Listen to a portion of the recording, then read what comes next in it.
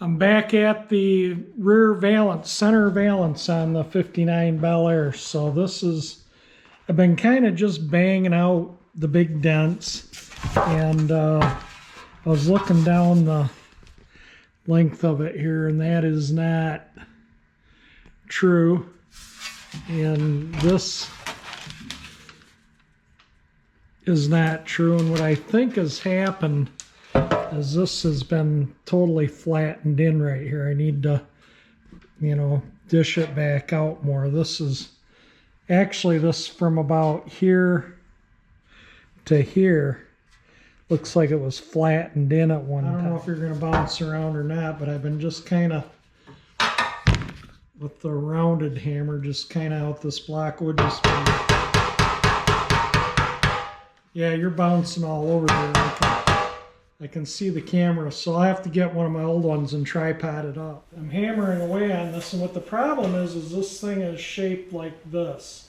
So I think that was from the brazing here, kind of caused that to shrink in or something. But anyway, I'm finding if and I can see it's flattened out here a bit, flattened out there, and as I'm working that and that out, it's starting to kind of get back into its shape. So I'm just kind of working away at it here. And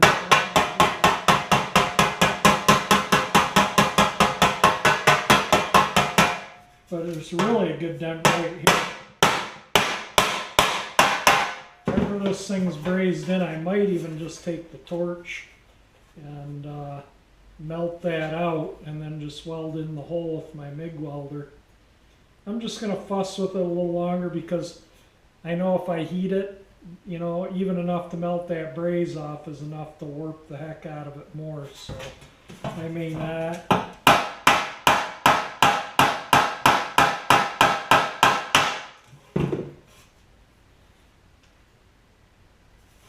I just keep working at it here.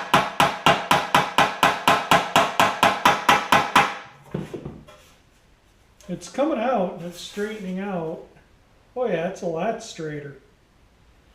It's just, with these bends, this sharp bend and this sharp bend, it's not, you can't just take it and grab it and put it over your knee and straighten it. It's just not going to happen. So you got to work the metal, and as I work it, it's straightening out the panel so it's not like this anymore. So I'm just, and I don't know if that would show up in the camera view or not, probably not, but there's still a million dents in it. And as I work out the dents, like I say, it starts to look better.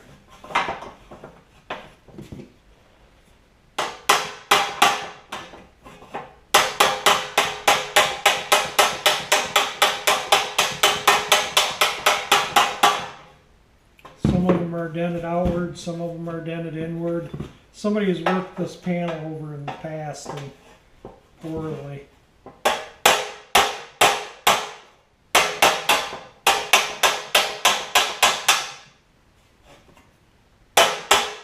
See this dent in there, dent out here. Well, it's probably because that's pushed, this is pushed in here.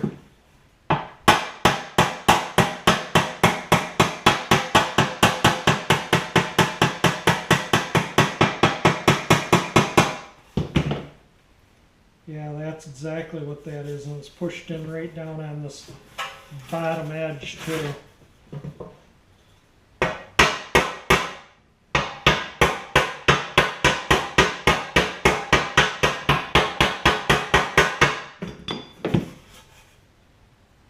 Alright, I'm just going to keep plugging away. Yeah, this is caved in here. Right in there it's caved in, and right in there it's caved in.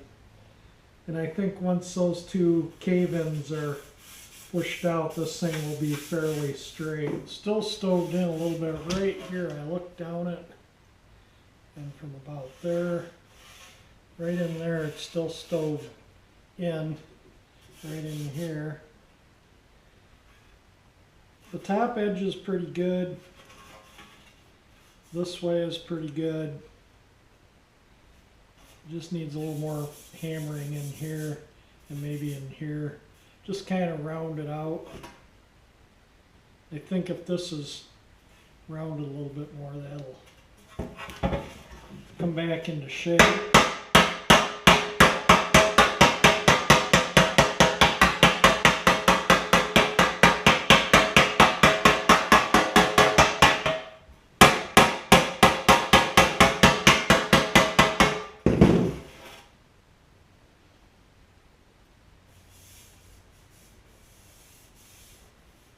Right in there. I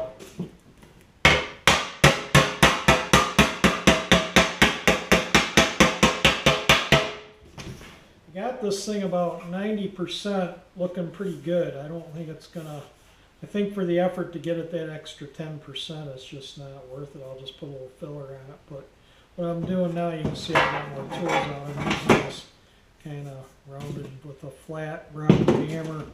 And I was just going around here just taking all the hammer marks. And it's because there was a crease there and I knocked the crease out, but it also put the metal out a little further around it. And I just want to pound it kind of back into that where that was, and it just smooths it out a little bit and takes some of the hammer out. Makes it so you don't have as much filler. It'll just be a film on here. I think it'll look good though when it's done.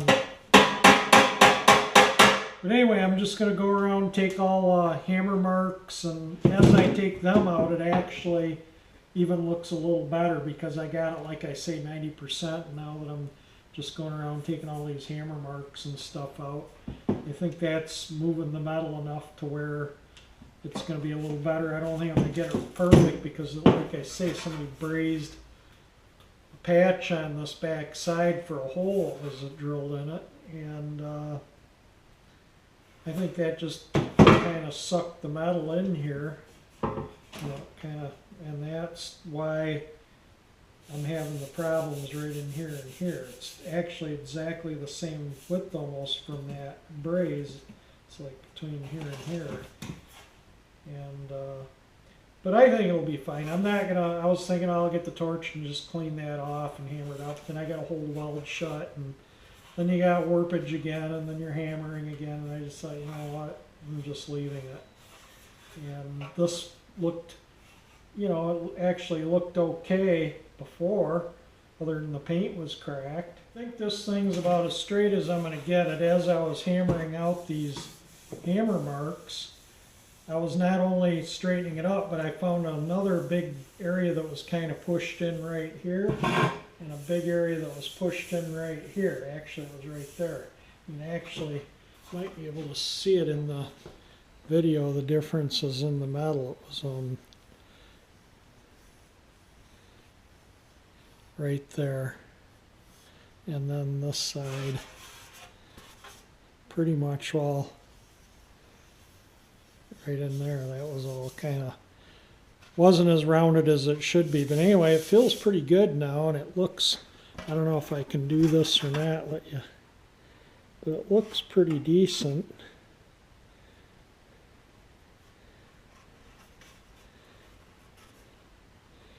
The camera's on wide angle, so I don't know, it might show a little bit of warpage or something that's in there that, you know, might make it look like that when it's not. But this is the next day, and I don't know what is all on that camera that I was videoing with. But anyway, I'm about ready to put some filler on this.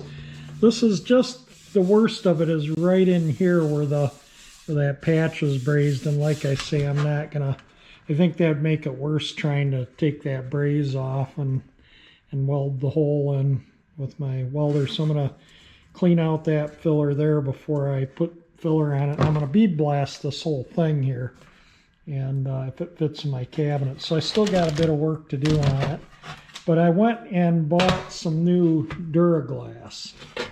And the last time I bought Duraglass was when I was working on the, I don't remember, it was previous to the Catalina. and I paid $32 for a full gallon of it, and the gallon can was full. So this time, went to buy another gallon, and the gallon was $120. So it went from $32 for a gallon of that to $120. This is what I paid for this little can, was $32.25 for this, you know, not even a quart. And comes with the hardener. So anyway, that's what I'm gonna put on it first, and then I'm just gonna use the body filler like spot putty, the Bondo I should say. But that I'm gonna put a coat of this the full length of it, because it's got some pits and hammer marks, and it's not exactly perfect. It's 100 times better than what it was. Try and show you. Hope I'm not boring you working on this valance panel, but these things get destroyed on these old cars. These are the first things to get destroyed. They get smashed.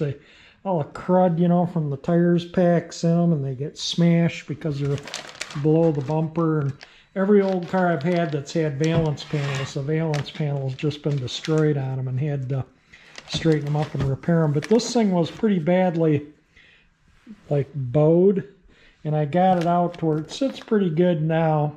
Fits the back of the car. I already took it up to the back of the car, but I think I'm gonna, like I say, I'm gonna bead blast this and put the filler in, and then I'm gonna straighten up the body of the car before I paint this, what this mounts to, because I'm gonna be using this to, you know, make sure I get everything so everything fits together nicely.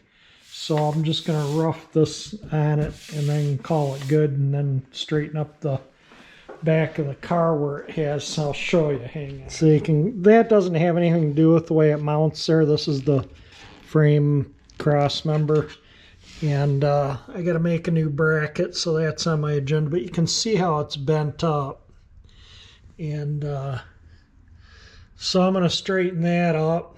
And then there's some bends, and I may have shown this panel here.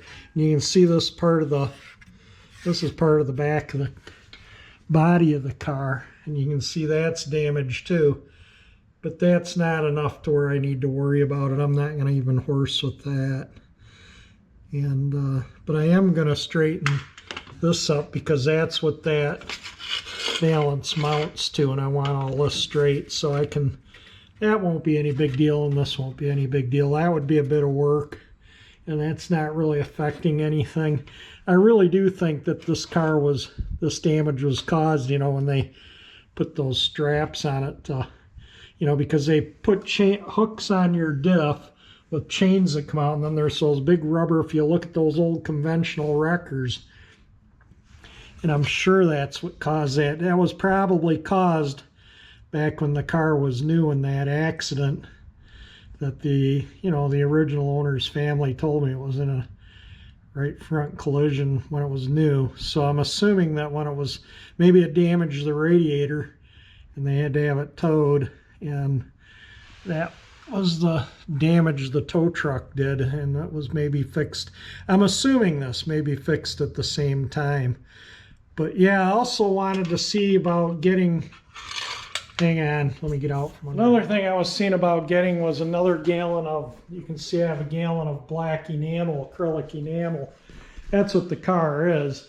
And I like to keep black acrylic enamel on hand just for all the different things I paint and do. The black's a pretty common color. But anyway, I went to the, while I was at the paint store, and I paid, I think, I'd have to dig out the receipt, but it was maybe 80, close to $90 for that gallon, 80 some dollars. And I remember when I first started working on cars, a gallon of black enamel was about $7-8. But anyway, it was, I'm going to say it was 90 bucks. Anyway, it's $200 a gallon now. And that's the cheapest paint they carry. It's just nuts what, how the stuff has gone up since COVID. Just blows my mind, you know. What a gallon of that used to cost, what like a pint costs now. That's a little less than a quart. It's like a pint and a half. And to think I used to get a gallon for what I paid for a pint and a half, and a gallon's $120. It's just insane. With, you know, makes me not want to work on cars anymore when I see the prices of stuff to do body work. It's just nuts. How can anyone afford to restore a car? You know, you'd have 10 grand just in materials, and you know, which I guess is the way it is now with the market. Maybe that's why the cars are selling so high, is because it costs so much to restore them. But or that's probably why people aren't restoring them. Oh, I'll just drive it with this patina. You see these cars without a skerrick of paint on them, you know, they're all surface rusted and peeled, and you know, really look bad, and they call that patina, I guess because they can't afford to paint the car, so they just call it patina and live with it.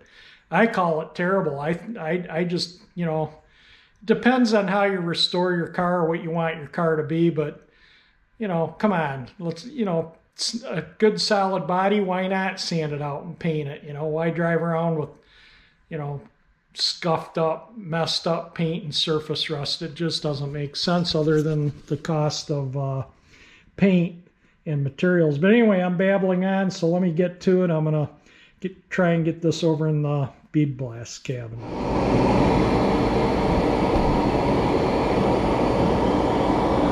Yeah, it just barely fits in here. Hopefully you can see it. And I'll talk before the air compressor comes on, maybe. I'm blasting a fair amount already.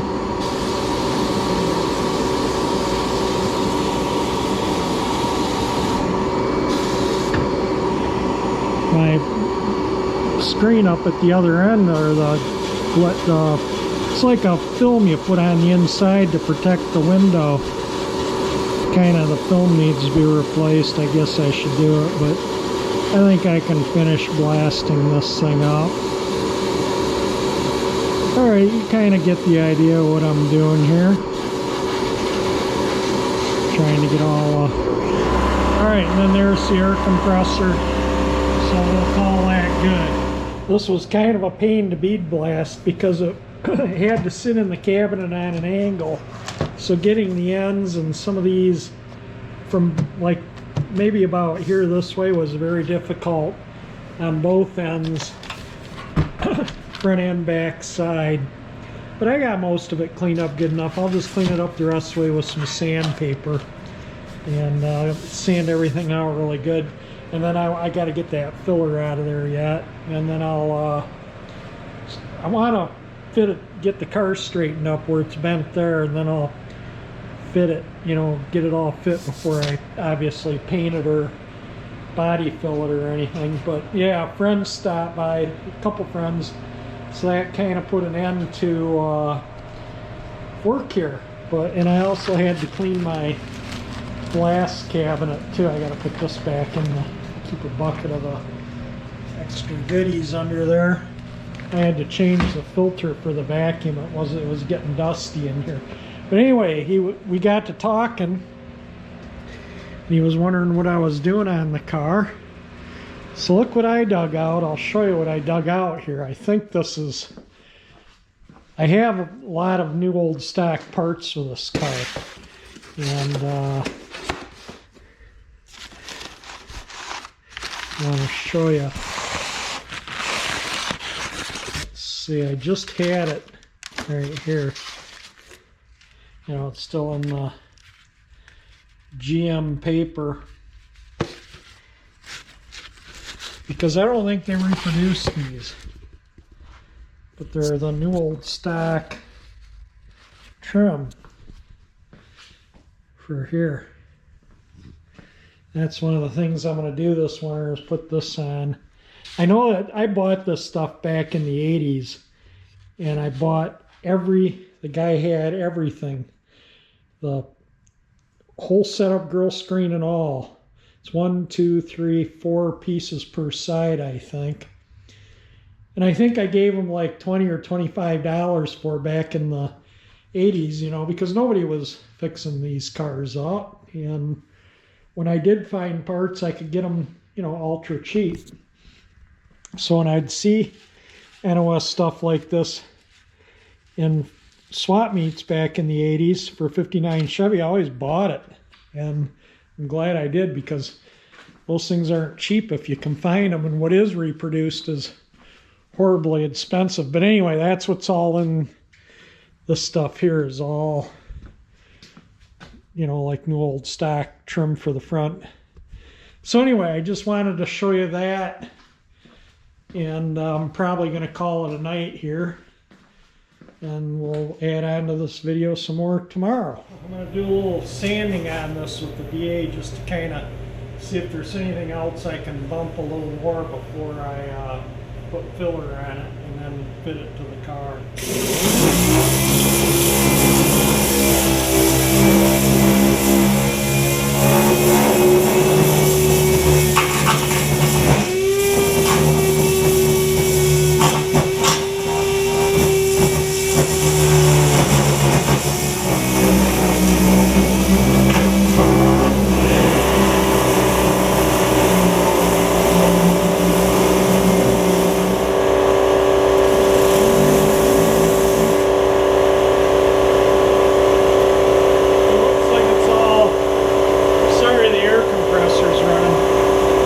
Spot right there, I might try and hammer that out, but otherwise it looks pretty good so far. What I sanded, I'm gonna, you know, I got to get some of the surface rust that I didn't get with the bead blast cabinet because this was up in the corners. All right, let me go to town. I'll get that all sanded out. This isn't going to get any better than that. That's as much effort. I've cleaned the filler out of that and sanded this out a bit with the DA, so it's pretty smooth now. There isn't really any high spots here. You can see a couple little low spots, but that's right in the braze, so there's really no hammering them out.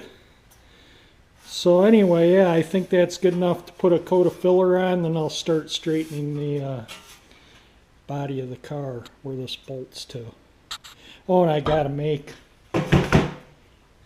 one of these little brackets right here. You can see it's, I don't know if that's supposed to be bent like that. I doubt it. There's like a, might be a little crease right there. But I'll hold it up to the car and the panel and see if that's supposed to be like that or not. This is what I'll use on the, you know, to sand this out. I can just kind of go over it like so. And that'll get this in the, you know, in the shape it's supposed to be in. But in the meantime, I'm going to go straighten out the bits on the car. This can harden it. Still kind of soft. I could still work it if I needed to. Sometimes I go around and get all the little nubbins off because that's less you got to sand. But anyway, that's moving along. I got a surprising amount of hours into this. I put more time into this than I expected because it was so badly smashed and dented that I really had to spend some time on it. But anyway, I ordered a new light for the bead blast cabinet, so when I bead blast I can see better. Right now I turn all the lights off in the garage. I also got this Rio engine that I was thinking of firing up because I went to Federal Pipe last week between Christmas and New Year's to get some pipe. I need some 1 1/4 OD pipe. I need to extend this frame. I'm going to put that Rio engine on this, and I need to extend the frame and do some modifications. This is 3/4. I can use electrical conduit and make new handlebars if needed. This stuff here is 1 inch. I don't think I'm going to cut or have to do anything with this. But this I obviously need to make room for the engine to sit right in here. So I need to extend this out a little bit. So anyway, I'm going to try and get the Federal Pipe tomorrow and get the tubing, the necessary metal. I might have to get a bit of plate steel. This is probably what I'm going to make that bracket out of for the Bel Air. This is just auto body sheet metal. This is a heavier steel. I'll use this because this is been cut up, but I don't know if I have any plate that would, no, this isn't going to be thick enough for an engine to bolt to, so I might get a plate to, you know, a piece of plate steel I can bolt the engine to when I'm there. I'll show you that when I get it. That's the second coat of Marglass. I sanded it out with the air file and 40 grit, and there was just two little spots, one right there and one right there, that were still kind of low, there and there. And I mean, almost to where it was not, what you wouldn't have noticed it if I'd painted it and put it back on the car. I mean, it's 100 times better than what it was. So I'm going to let this dry overnight. Tomorrow I'll sand it out and start working on straightening the rear like I say on there. But anyway, I'm going to probably wrap this video up because I don't want to have too long of videos here. So if you like the video, definitely hit the like button. If you like my channel, that 348 engine icon that pops up there will subscribe you. And thank you again for watching my videos.